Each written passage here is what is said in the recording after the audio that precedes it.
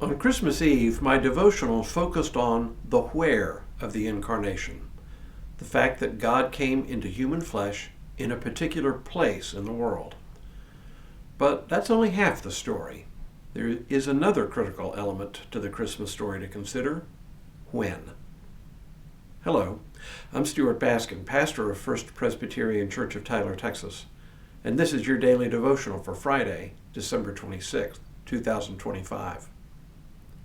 One thing you'll notice about the Bible if you pay close attention is that there is never a reference to years by number the way we do today. We're at the end of the year 2025. Some ancient cultures had apparently already begun counting years beginning with some event, but for the most part, years were counted in relation to a whole variety of events. In the third year of King so-and-so was the usual and customary way to pinpoint some event. For example, in 2 Kings 3 we read, "In the 18th year of King Jehoshaphat of Judah, Jehoram, son of Ahab, became king over Israel and Samaria. He reigned 12 years. It was apparently not until the 6th century AD that we began using the birth of Christ to number our years. But notice the calendar is still dated from a particular known historical event, in this case, a Christian monk's best guess as to exactly when Jesus was born.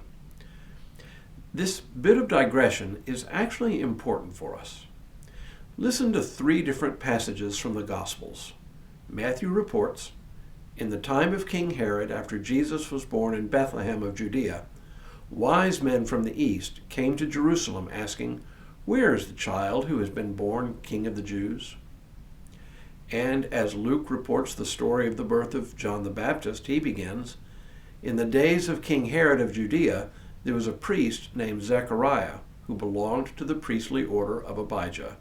His wife was a descendant of Aaron, and her name was Elizabeth."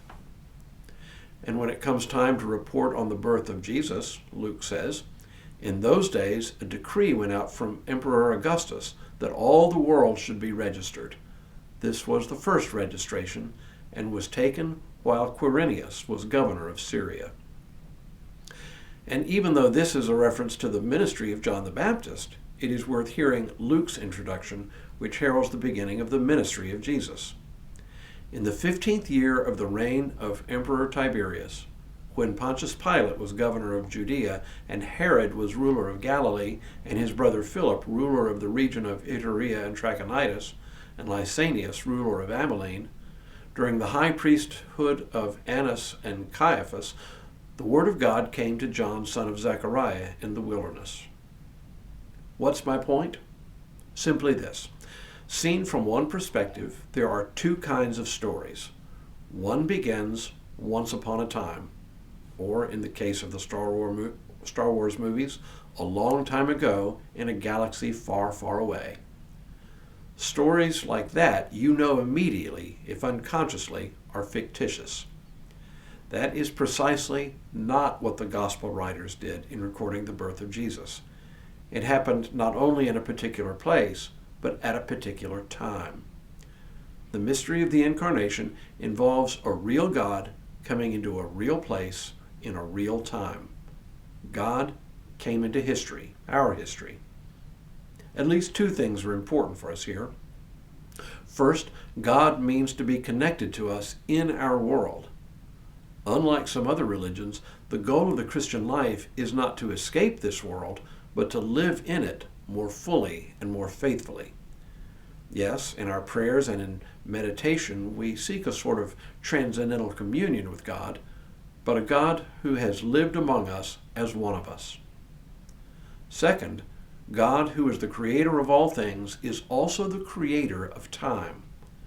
God exists above and beyond the constraints of time, but also chose to enter into time. A lot of our language about God, omnipotent, omniscient, omnipresent, all the omnis you can think of, these tend to conceive of God who is outside, above, beyond.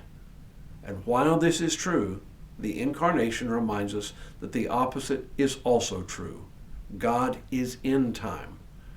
God, in short, chooses to be connected to us not only where we are, but whenever we are.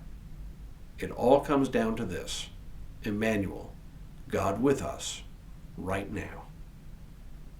And now may God continue to bless you and keep you in all that you do this day and in all the days ahead.